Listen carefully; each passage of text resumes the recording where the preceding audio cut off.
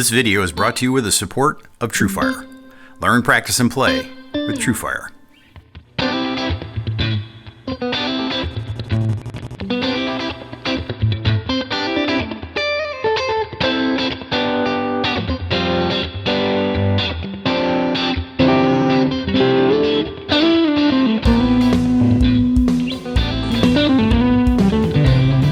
Hi, this is Keith Williams. Welcome to 5-Watt World, where we're interested in helping you get the most music from the least gear. The PRS SE guitars are arguably some of the best made mid-price guitars in the world today. With their flame maple tops, PRS spec pickups, and hardware, and sporting the Paul Reed Smith signature on the headstock, they are the gateway to the PRS ecosystem. But it wasn't always this way. Follow along as I take us on the journey from the Student Edition being a tough sell to Paul himself through the years where they've evolved into a $30 million a year company. If you like a good guitar story, then stay tuned, because this is the 5-Watt World short history of the PRS SE guitars. If you like this style of video, be sure to subscribe. And to support what we do, grab a t-shirt, hoodie, stomp preset pack, or a 5-Watt World Barber BUSS Overdrive pedal. And to become an even bigger part of 5-Watt World, sign up for the Friends of 5-Watt on Patreon. There's a friend level to suit any budget. All the links are in the description. The first PRS SE, or Student Edition, was launched in 2001. The first prototype had been built in Maryland, and then the first overseas production guitars for PRS were built in Korea. And all of this had been set in motion by Carlos Santana. Though Santana had played a critical role in early acceptance of the brand, playing some of the Paul Reed Smith's earliest guitars in the mid-80s, his pre-factory signature body shape guitar wasn't offered as a production model until 1995. And even then, they were released as an expensive and special order instrument. But Santana had been playing the custom guitar live for a decade, and his fans were clamoring for a taste. The idea for a Student Edition guitar line came from Carlos Santana himself, asking for a version of the guitar that was good enough for him to play on stage, but was also affordable enough for a student just starting their guitar journey. After playing the first prototype guitars from the Korean factory, Carlos couldn't believe that the guitar wasn't made in Maryland, and immediately signed the agreement to have his name on the SE Santana guitars. By the mid-90s, Santana's classic albums were decades behind him, but the release of the album Supernatural in 1999 had him collaborating with contemporary artists, and that record reignited his career. The album won 8 Grammys that year. In the wave of this success, Carlos was seen and heard everywhere playing his PRS guitars. Even with this explosion of attention, it still took PRS until Winter NAMM 2001 to launch the affordable Santana model. The launch of the Santana SE coincided with the release of the first production Santana 3 model, which at $3,700 was still half the price that the Santana 2 had been offered at. The gap between Santana's resurgence and the release of his Student Edition guitar can be explained by 2 things. First, it took a while to convince Paul Reed Smith of the idea of a quality import PRS guitar. And the second, according to Jack Higginbotham, who was president of PRS at the time, was finding an overseas factory who were just as obsessed with building quality guitars as the folks at the PRS factory in Maryland. After looking at many possible choices, it was decided that the guitars would be built at World Musical Instruments in Korea. This was stamped clearly on the back of the headstock from the earliest guitars. The company they used had a lot of skill in the team there already, and from the start, Paul was adamant to have those builders of the guitars get credit for making them. The front of the headstock read simply Santana with a small SE subscript. The all-mahogany, flat-top design harkened back to the second series PRS EG guitars, though they had set necks and were closer to a wide fat profile. The 25-inch scale length was standard PRS.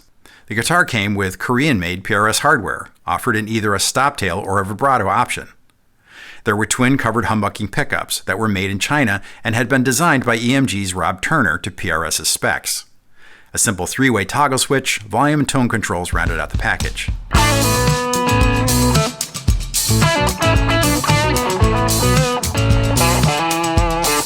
PRS appointed Doug Shive as product manager, and he split his time between the US and Korea overseeing the production. PRS also hired a full-time Korean factory inspector who was on site to ensure quality standards were being upheld. Particularly in the shadow of the unsuccessful attempts to build a less expensive PRS guitar in the States with the EG and CE model, it was a bold move to take production overseas. At the time of the CE launch in 2001, the least expensive guitar in the PRS catalog was the CE Maple Top at $2,300. The Santana SE hit the market with a list price of just $738. The difference in these two prices shows that it had been impossible to achieve it in the Maryland factory.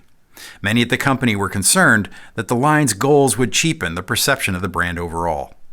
To that end, no PRS logo appeared on the first version of the Santana SE. In its place, on the back of the headstock read, "Made by World Musical Instruments Company Limited under exclusive license from PRS Guitars." That first version lasted 1 year, and though they were a runaway success, shipping approximately 10,000 of the original SE Santana guitars, the 2002 version was touted as being redesigned, modified, updated, and enhanced. That 2002 version added a pickguard, a front body contour, and a bound neck and headstock. The original inlays on the fingerboard were angular stripes in abalone, and they didn't show up well against the dark rosewood board, and were changed to a lighter pearl in the second version. The pickups were also changed to a pair of new PRS-designed, Korean-made, coverless humbucking pickups. The 2002 version also added the PRS logo on the truss rod cover, an indication that the company had become more comfortable with the SE's impact on the PRS brand overall. And as a side note, it was the first time that block-style logo had been used since the late 80s classic electric model. In 2003, the Tremonti SE appeared, based on the USA model but with a thinner overall mahogany body and a contoured rather than carved top. In 2004 came a second single-cut model, the SE Soap Bar, similar to the Tremonti but without the bound fingerboard and body, and a pair of Korean-made Soap Bar P90 pickups. Also in 2004 came the EG SE, bringing back the EG name, though in a set neck guitar, and using the same body outline as the Santana SE. Of course, some criticized the Strat-like pickguard with 3 single-coil pickups as overly derivative of Fender, but that wouldn't be the last time we'd hear that cry. At the end of 2004, PRS announced the third SE signature model, the Billy Martin. Unlike the Santana and the Tremonti guitars, the Martin did not have a USA signature counterpart. Martin was a local player from the Maryland area that had played PRS guitars in his band Good Charlotte for many years, and PRS wanted to say thanks for the support. Originally intended to be just 500 pieces, it actually ran for several thousand before being phased out of the lineup. In 2004, the behind-the-scenes wrangling with Gibson over the single-cut designs became public. Gibson would eventually take their case all the way to the U.S. Supreme Court, who would uphold the lower court's decision that PRS had a right to build single-cut guitars. A double cutaway Soap Bar 2 was announced in December 2004, and it quickly became a popular model. At the end of 2004, a satin camouflage finish SE, simply referred to as the Camo, also surfaced with a standard designation on the headstock. The Camo finish did what it was intended to do by getting folks to pay attention to the sub-brand again in that year, but interest in the finish died down after about 6 months, and in its place they offered the satin-finished SE Standard in flat black, translucent cherry, or natural mahogany. As these changes rolled into 2005, there was also a new SE EG with a humbucker single version. The SE EG guitars were all routed as humbucking single humbucking from the start, so that the bodies could be built into guitars with either pickup configuration. 2005 saw the very first maple-topped SE models, the SE Custom and the SE Soap Bar 2 Maple, soon followed by an SE Single Cut and the Tremonti SE. The Custom used a solid maple top that was flat and thin with a figured maple veneer facing and a natural edge. The Soap Bar 2 Maple simply added a maple veneer to the model. The SE Single Cut's top was contoured maple with a natural edge and a figured maple veneer top layer. Adding maple to the Korean-built guitars had been a tough sell with Paul, who was worried it would confuse the market as fancy tops had become a hallmark of the US-made PRS guitars. Shive sold it to Paul by showing how unique the SE models were, with their different flat tops and different body designs. They'd done things to distinguish the SE guitar all along. Shive said, "We didn't want to trade sales, we wanted them to be a very different thing." In 2007, the SE line saw the addition of the SE Custom Semi-Hollow with a slash-style single sound hole. There was also a fourth SE signature guitar with the Cradle of Filth guitarist Paul Allender model. The Allender was the first SE to have a 24-fret neck, as well as the first wide, thin neck carve on a glued-in maple neck. With new models being added, the original SE guitar, the Santana SE, was dropped. The dropping of older models to make room for the new was a pattern at PRS that continues to this day. 2008 saw the launch of the Mike Mushak baritone with a 27 3/4-inch scale neck and a bound ebony fingerboard without inlays. This model would go on to be a favorite low-tune guitar among Nashville student guitarists like Brent Mason. The 2010 celebration of the 25th anniversary of PRS saw many specific models and even included a special 25th SE custom guitar. 2010 also saw an interesting smattering of Carina wood guitars in the catalog, including the SE Carina 1 and SE single cut model. 2011 saw a new single cut SE 245, along with some new signature models for Michael Arkefeld of Opeth, Nick Cantonese of Black Label Society, Tim Mahoney of 311, Zach Myers of Shinedown, and solo artist Orianthe, along with new Santana SE models now in the original Custom USA Santana body shape.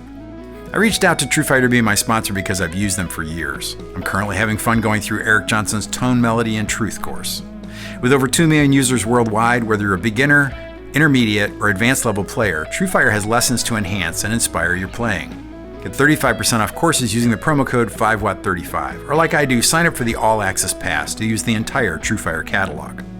I really like TrueFighter, and I think if you give them a shot, you'll like them too. Sign up using the link in the description to support 5Watt World and get some great lessons at the same time. I'd like to thank TrueFighter for their support in making this video. There was big news on a very different front in the form of the first PRS SE acoustic guitars being launched in 2011. PRS had gone into the acoustic guitar business in 2009, but it took a couple of years to bring them to the SE line. There were 4 models at the time of the introduction: Angelus Standard, Angelus Standard AE, Angelus Custom, and Custom AE. The standard models had mahogany back and sides, while the customs were rosewood back and sides. The tops and backs on all the guitars were solid wood. AE denotes acoustic electric. All the models at launch were made in Korea and came with an SE embossed hardshell case. This raster of signature models would continue with the 2012 introduction of the SE Bernie Marsden. Whitesnake guitarist Marsden had only recently become interested in PRS guitars. Marsden's 59 Les Paul, nicknamed the Beast, was nearly as well known as Marsden himself, not in the least because Marsden had been so generous in letting contemporary players get to play an original burst.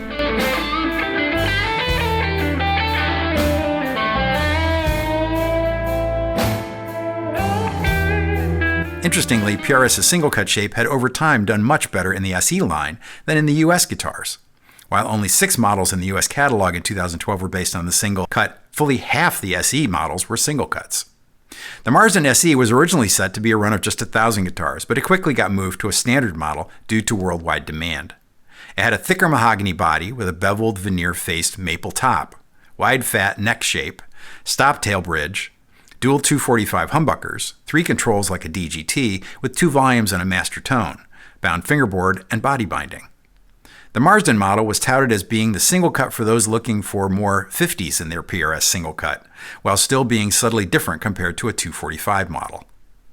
The 2013 price list showed 7 models, including the Custom 7-string, the Torero with a Floyd vibrato and EMG pickups, along with a single-cut 245 with its shorter scale length available with either humbucking or soap bar pickups. The SE Clint Lowry of Sevendust was launched in 2013, along with the Dave Navarro of Jane's Addiction signature guitars, and there was an SE Mark Tremonti Custom with a one-piece pattern-thin maple neck in place of the mahogany on the standard Tremonti model. 2014 saw the Floyd vibrato tailpiece find its way onto 2 PRS models, including an SE version in the SE Floyd Custom 24. Zach Myers' first SE signature had come out in 2011, but now they moved it to being a semi-hollow single cut.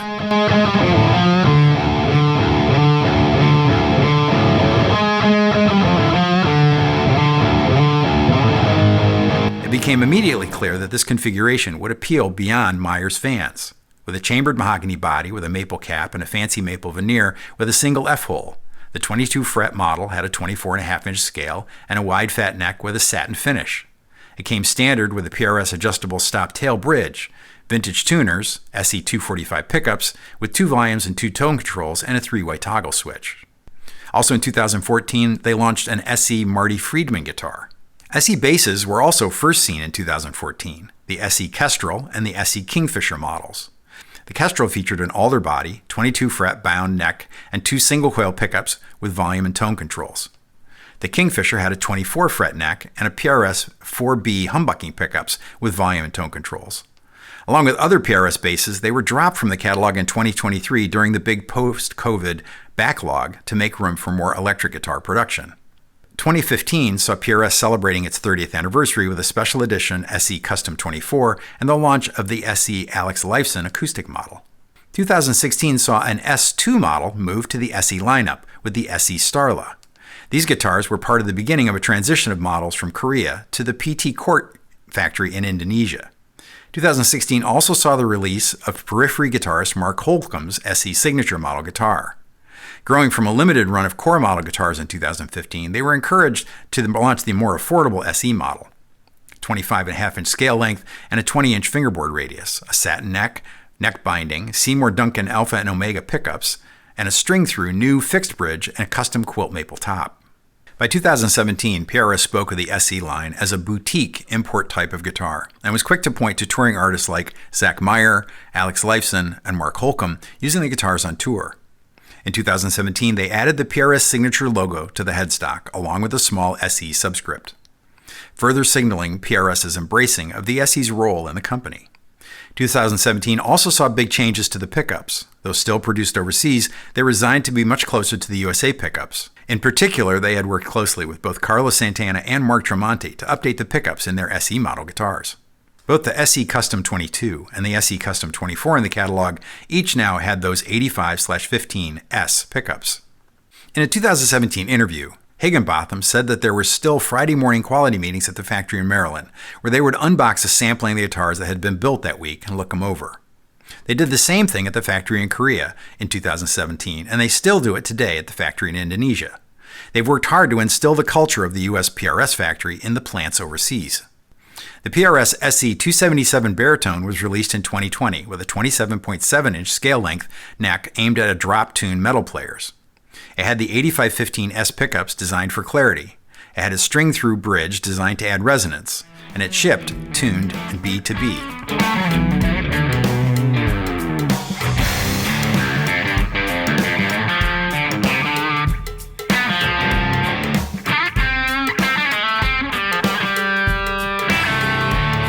In 2019, working with Cortec in Indonesia, PRS had a dedicated and separate factory building was built in Surabaya, Indonesia, where the employees would only build PRS SE guitars. They are overseen by a team of managers from PRS and PT Court. 2020 celebrated 35 years in production with a special run of guitars, including a 35th anniversary Custom 24 SE with TCI S pickups that were individually switchable from humbucking to split coil sounds. 2020 also saw the release of the Paul's guitar, both a core model and an SE-level version of Paul Smith's personal favorite combination of features. And 2020 also had the move of one of my favorite all-time PRS models, the Mira, over from the S2 line to the SE lineup. The model would be dropped in 2023, and I'm anxiously awaiting to see if it makes a return in the future. And notably in 2020, the SE Holcomb and the SE Custom Floyd began to ship with a shallow violin carved top, another of the steps closer to the US-style instruments. 2020 also saw the release of the SE Hollowbody Standard and SE Hollowbody 2 Piezo.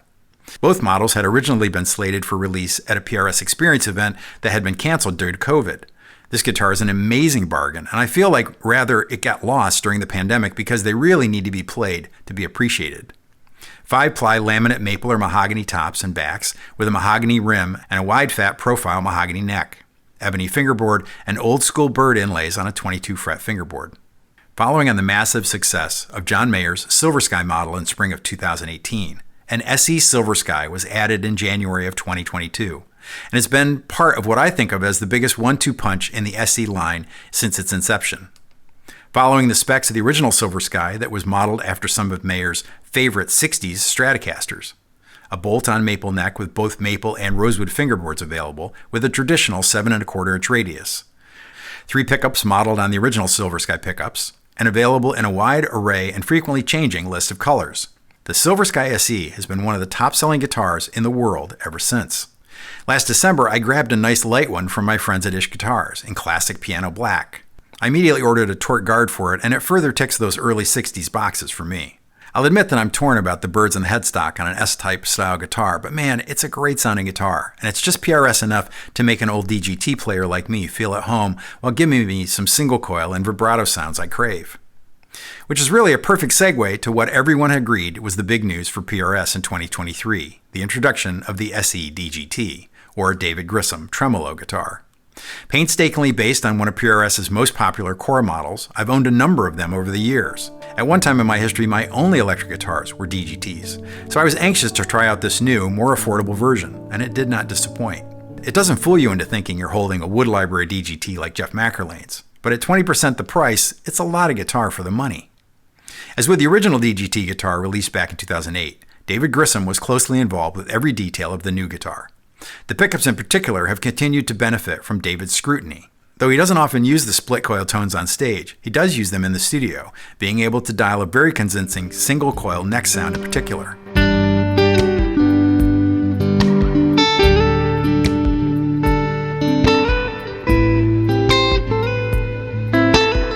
My buddy John Cordy found that this was one of the things about the SE DGT that he particularly liked. A guitar that at first seemed to him a bit overpriced, but then totally won him over in the end. The details of the core model history can be seen in one of my videos from the near beginning of the channel, but the SE DGT has most of what made that guitar special at this more accessible price point. I've long thought that a perfect two-guitar collection could be an SE Silver Sky and SE DGT, covering the majority of rock and popular guitar tones with just those two attainably priced instruments. 2024 has seen the release of another flavor of three-pickup single-coil tone guitars in the SE NF3. With the NF standing for narrow field pickups, we see lessons learned from their experiments with the narrow field pickups in 2010 being brought to great use in this new model. A longtime friend of the channel traded away a number of other import guitars to buy his first new guitar in many, many years, and he's glad that he did it.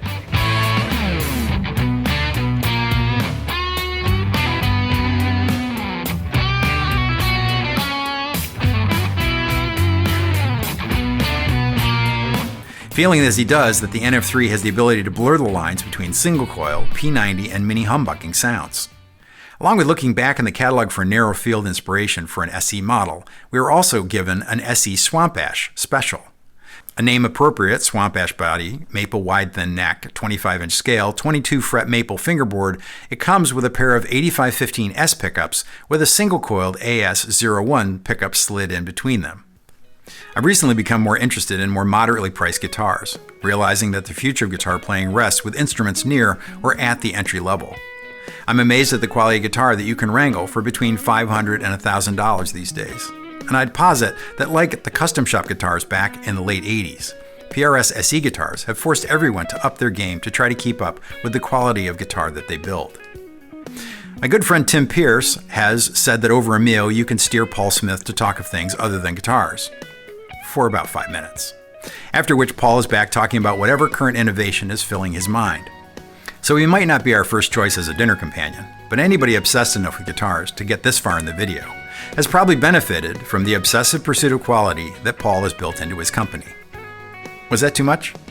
You know, sometimes the truth is just the truth, corny though it might be.